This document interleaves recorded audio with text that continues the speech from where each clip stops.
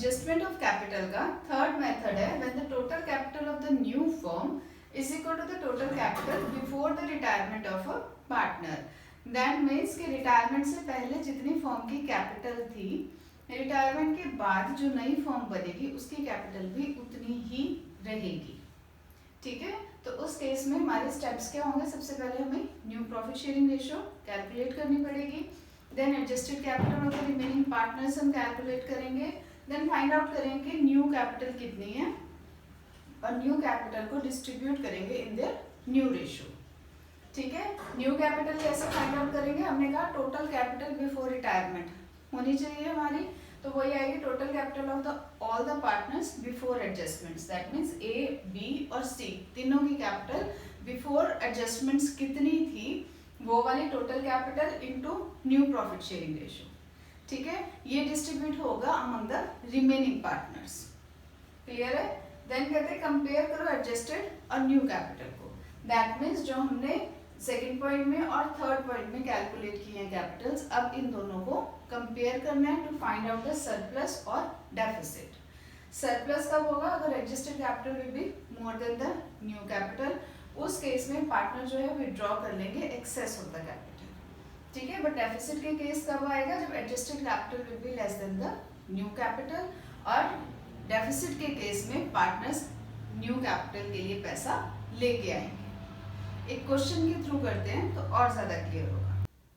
हमारा क्वेश्चन कहता है एक्स वाई जेड तीन पार्टनर्स हैं, उनकी प्रॉफिट शेयरिंग रेशियो 2:3:2 और after all the adjustments their capital stood x के 2,50,000, वाई के 295 और जेड के 1,90,000।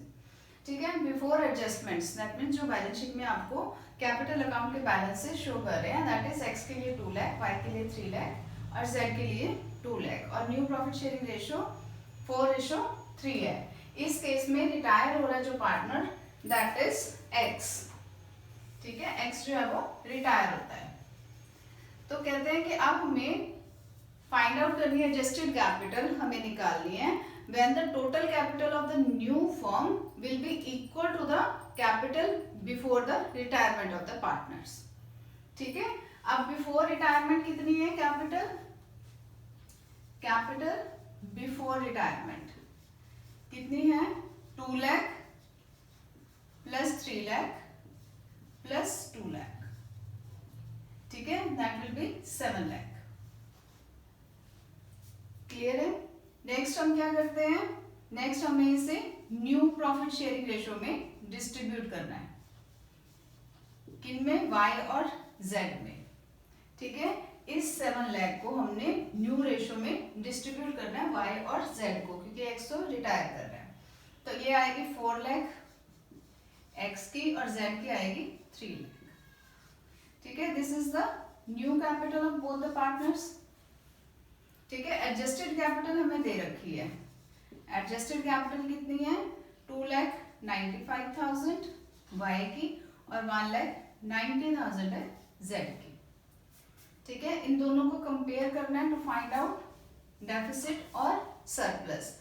दोनों ही केसेस में डेफिसिट है क्योंकि adjusted capital is less than the new capital. कितनी की डेफिशिएंसी आ रही है? That is 1,05,000 in case of Y and 1,10,000 in case of Z.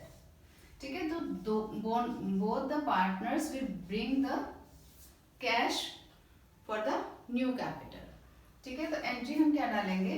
Cash account debited to Y's capital to जेड्स कैपिटल।